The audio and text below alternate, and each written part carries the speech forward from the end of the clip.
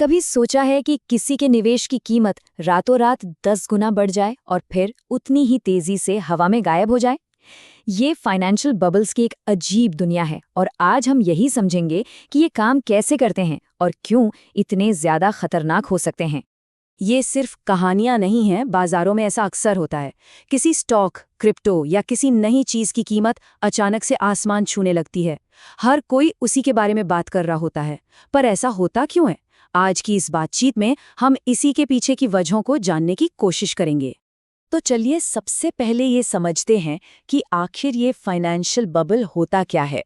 इसे समझने का एक बहुत ही आसान और मज़ेदार तरीका है जो हमेशा काम आता है।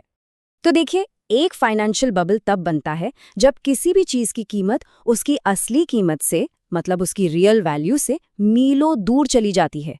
अब सवाल है कि ये रियल वैल्यू क्या है? इसका मतलब है कि वो कंपनी असल में कितना कमा रही है, उसके बिजनेस में कितना दम है, भविष्य कैसा है। लेकिन बबल में इन सब बातों से किसी को कोई फर्क नहीं पड़ता। वहां तो बस एक ही चीज चलती है, हाइप और बढ़ती हुई कीमत। और साबुन के बुलबुले का उदाहरण इसे बिल्कुल सही तरीके से समझाता है। सोचिए जरा, सब लोग मिलकर एक बुलबुले में हवा भर रहे हैं, उसे और बड़ा और रंगीन बना रहे हैं।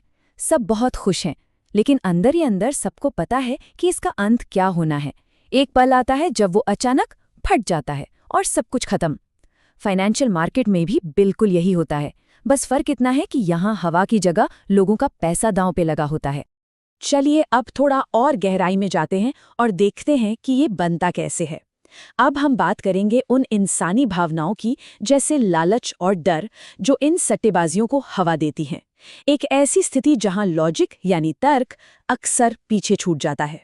इसके पीछे की साइकोलॉजी ना बहुत ही दिलचस्प है। एक शब्द है फोमो, मतलब फियर ऑफ मिसिंग आउट। ये एक बहुत ताकतवर एहसास है। जब लोग देखते हैं कि उनके दोस्त या पड़ोसी किसी चीज से पैसा बना रहे हैं, तो उनका दिमाग काम करना बंद कर देता है। उन्हें लगता है कि कहीं मैं पीछे ना रह जाऊं, और वो भी उसी दौड़ में शामिल हो जाते हैं। ऊपर से जब बैंकों से लोन लेना सस्ता और आसान होता है, तो बाजार में आसान पैसा आ जाता है, जो लोगों को और ज्यादा जोखिम उठाने के लिए उकसाता है। असल में हर निवेशक के दिमाग में एक लड़ाई चल रही होती है। एक तरफ भावनाएं होती हैं जो कहती हैं, अरे वाह, कीमत तो और ऊपर जाएगी, अगर अभी पैसा नहीं लगाया तो जिंदगी भर का मौका हाथ से निकल जाएगा।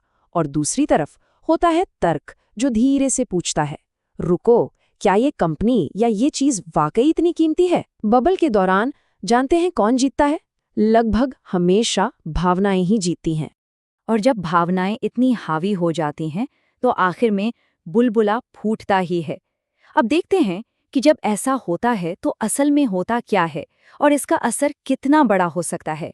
इसे समझने के लिए एक बहुत ही आम सा उदाहरण लेते हैं। लिमिटेड एडिशन स्नीकर्स के बारे में तो सबने सुना होगा।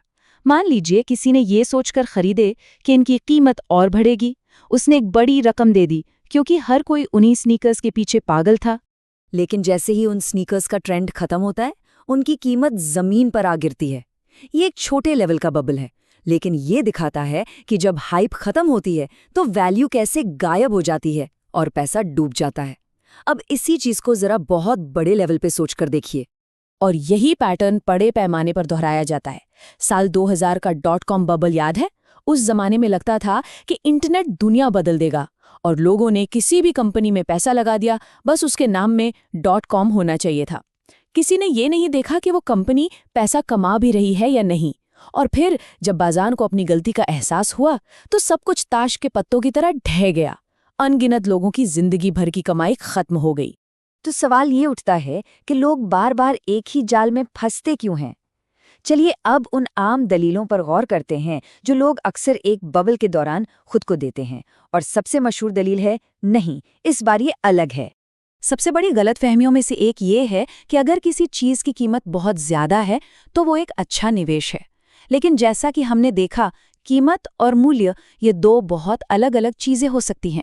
हाइप और डिमांड कीमत को कहीं भी ले जा सकते हैं, भले ही उस चीज की असली वैल्यू लगभग 0 ही क्यों न हो। एक और आम गलती लोग ये करते हैं कि अगर कोई चीज बहुत लंबे समय से बढ़ रही है तो अब वो सुरक्षित है। लेकिन सच तो ये है कि बुलबुला जितना लंबा चलता है, वो उतना ही ज्यादा अस्थिर और खतरनाक होता जाता है।